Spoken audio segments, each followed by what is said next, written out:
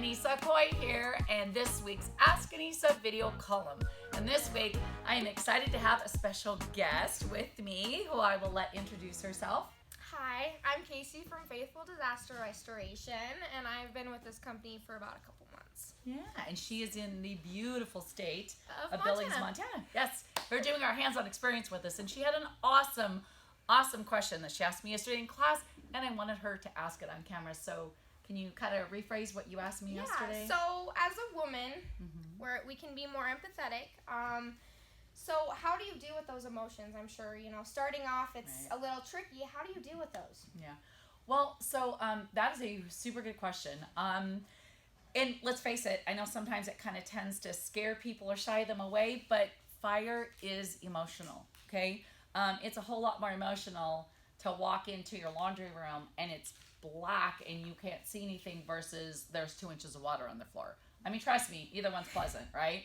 But the fire is a whole lot more emotional. And as we talked yesterday in class, there are times when, there can be loss of life. Mm-hmm. There can be a pet that perished in the fire, or even one of the homeowners, or maybe the pet actually perished in the fire because they were saving a child or leading someone out of the fire. So it can be very emotional. And it's really important, and for all of those watching, it's really important for you to understand this and to, I guess, Casey, what I'd say is to kind of guard your emotion. Like, it's what's going to make you, I think, amazing in this industry is that you do have that heart and that emotion, but you also have to protect yourself and be careful.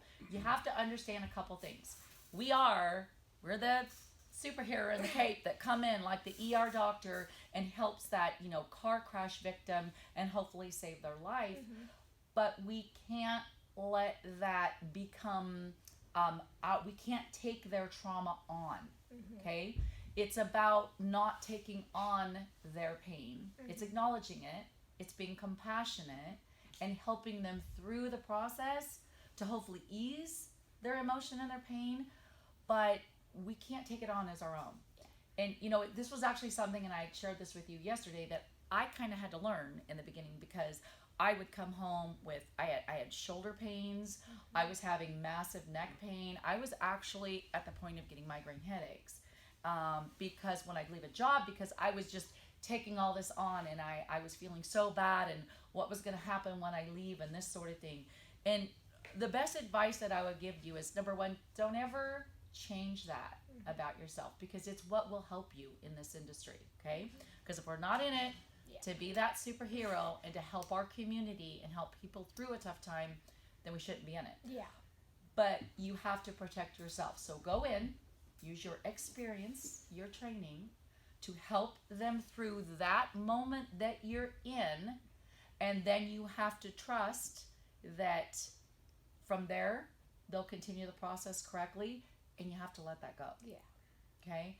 And it's hard. Like, I've literally been in tears on job sites with clients, especially when the family pet perished and things like that. But you just have to remember that if you weren't there, there would be a lot worse. Yeah. They would have things way worse, hon. So you being there is major and wonderful, and you have to then leave them with what you're leaving them better than when you got there. Mm-hmm. And you leave them with that, and then you have to let it go and leave it for them.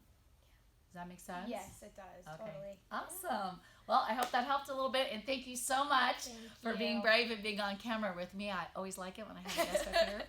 Well, hey guys, I hope you enjoyed the video, and you know what to do.